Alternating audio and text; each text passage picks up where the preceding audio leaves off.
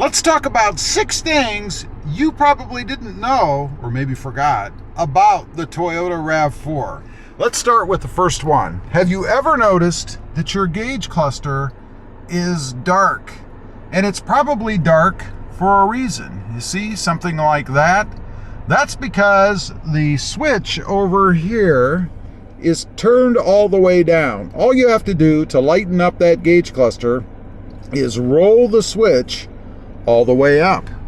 It's like magic. Check it out. There you go. That's how it works. Next up, what about the height of the rear door back there? Did you know that is adjustable? This is pretty simple to do. To do it, you will need your RAV4 and also the remote fob. Let's go ahead. We'll go ahead and put it up. Obviously, you know how to do that. Just hold the button down.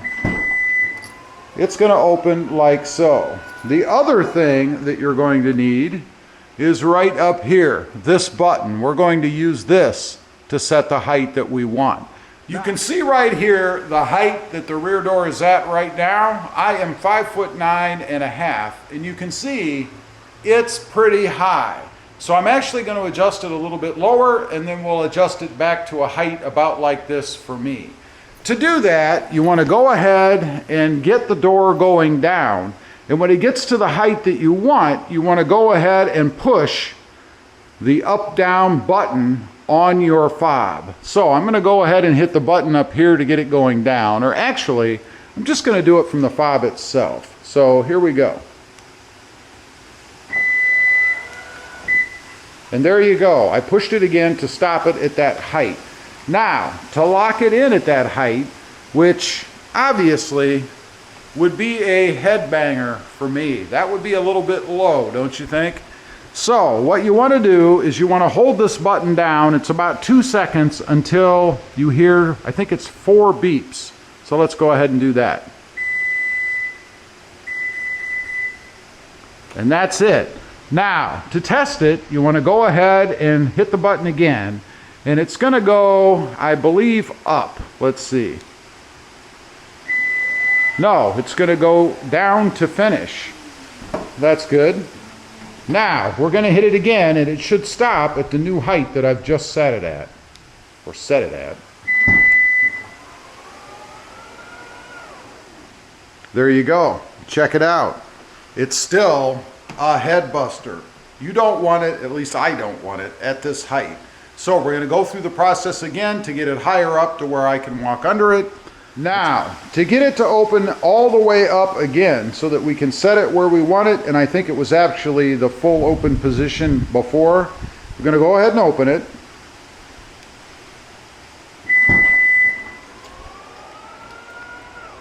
And it's now stopping at the new position, which again is too low for me.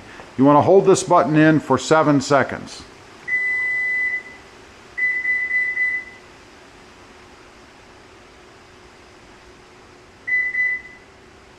You heard that double beep? That means it should go all the way up. Let's test it.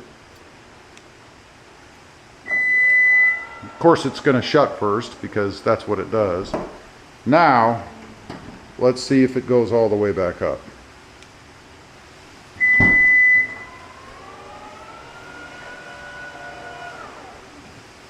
And it did. As you can see right here, I am way higher than I was just a minute ago. That is how you adjust the openings, or opening rather, for the back door on the RAV4. All right, next up, you may have noticed this A button down here that looks like it's in the middle of a light or something. This is your auto headlight button. To activate it, it's very simple. You just push it. Now, you have to have the stock set to either auto or turn your lights on, and you'll notice in the gauge cluster right there, the A shows up. That means your auto high beams function is turned on. If I push the button again, you'll see it shuts off. There it's on, there it's off. That's all right. This next one is a big one. The gauge cluster. It comes set in an, I guess, in digital or an analog format, but you can change it the way that you want it. Right now, I believe mine is set as the digital format, I believe. And on one of them, not this one, it doesn't show a readout of your miles per hour. It has the old analog looking kind of gauge. So how do you change that? Well, you use this little pad right here. You want to arrow down, in my case, until you get to this screen, which shows, and it disappears fast, these icons at the bottom. You want to go over to the one that looks like a gear right there, and then arrow down until you get to settings with a little car on it, like that right there. You want to hold the OK button down over here until that screen comes up. Then you want to arrow down to meter type. Press OK, and you'll see it says meter type, analog or digital. We're on digital right now, and I know there might be a glare in there. Let's see if that's any better. We're gonna switch it back to analog. So I moved it up using the arrows here, and then we'll go ahead and hit OK, and you should see the screen change. So let's go to analog, hit OK, and that's the screen that you get. The old style kind of screen with the what looks like a needle there that shows miles per hour. I don't like that screen, so I'm going to go ahead and hit OK on here again, and I'm going to go back to digital. There is the digital screen, which you notice gives me a miles per hour readout at the top. Let's look at that one more time. If I go back to analog, you notice that goes away. I don't like that. I want a digital number shown for my speed. So I'm going to go back to digital, hit OK, and that is where I will stay as far as how I run the gauge cluster on my RAV4. Something else you may not have known about your RAV4, it has a break-in period. What is the break-in period, or what does Toyota suggest? We're going to the manual for this. It says here, to extend the life of the vehicle, observe the following precautions. For the first 200 miles, avoid sudden stops.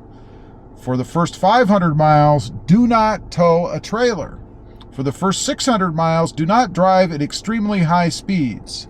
Avoid sudden acceleration. Do not drive continuously in low gears. Do not drive at a constant speed for extended periods. That's it. Those are the steps you need to follow to break in or increase the longevity of your RAV4. All right, we've come to number 6, and this is the most surprising thing that I didn't know about the RAV4 when I got it, and that is HomeLink.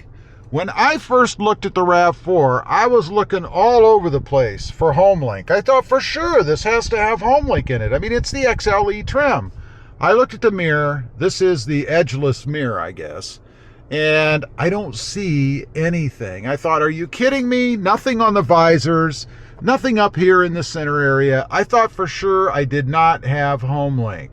But if you change your angle a little bit and look under here, you can see these buttons right across here. That is your HomeLink. If there's one ding I'll give the RAV4, it's that they integrated these buttons so well that you can't even see that they're there. And if you don't know that you have HomeLink, as I didn't, then you'll probably have one of those clickers stuck up here on your visor somewhere. So check and see. If you were unaware, you may have HomeLink right here like I do. Anyway, those are just 6 things that you may not know about or realize that you have in your RAV4. Leave a comment. Let me know. Did you know about all these things? Did you know that you have HomeLink? If you do, I'd just be curious to know. Thanks for watching. Stay safe out there. Bye.